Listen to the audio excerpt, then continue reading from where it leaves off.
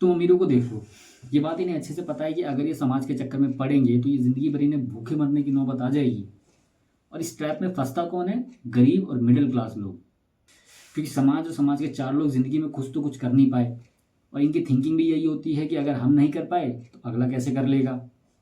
और जो इंसान इस ट्रैप से निकल जाता है वो फिर आगे बढ़ जाता है, और ये चीज़ नहीं बर्दाश्त होती भाई हर किसी को। और इस चीज़ में और इस ट्रैप में पिसता कौन है? बच्चे, जो आने वाली अगली जनरेशन है। क्योंकि ये समाज माँ बाप के ऊपर प्रेशर बनाता है, माँ बाप बच्चों के ऊपर प्रेशर बनाते हैं, और इस चक्कर में ना तो समाज आगे बढ़ पाता है, ना वो माँ बाप आगे बढ़ पाते हैं, और ना ही बच्चे। वो बच्चे जिनके सपने बड़े होते हैं, जो एक्चुअल में कुछ करना चाहते हैं, जिनके अंदर वो कैपेबिलिटी होती है कि वो कुछ कर सकते हैं, पर इस समाज के चक्कर में फंसकर वो ज़िंदगी भर एक एवरेज बनकर रह जाते हैं, और ज़िंदगी भर एक इस रिग्रेट के साथ जीते हैं कि कुछ ना कर पाया।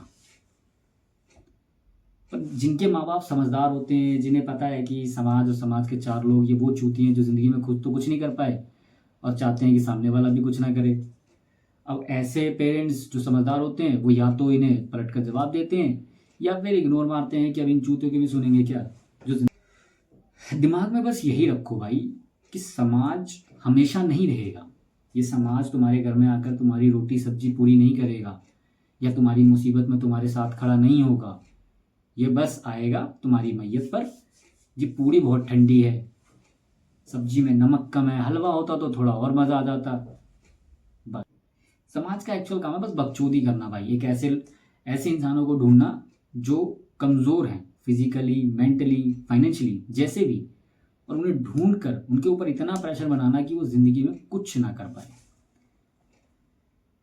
मैं बस यही बोलूँगा भाई, इन चीज़ों से बाहर निकलो। नहीं रखा भाई समाज में इतना कुछ, और नहीं है कोई एक समाज इधर।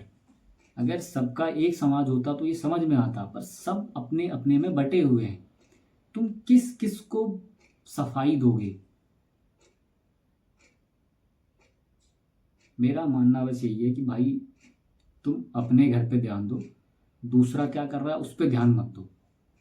तुम बस अपनी हालात सुधारो, अपने घर पे ध्यान दो, अपने ऊपर ध्यान दो। इस समाज के चक्कर में फंस के एक एवरेज बनकर मत रहो।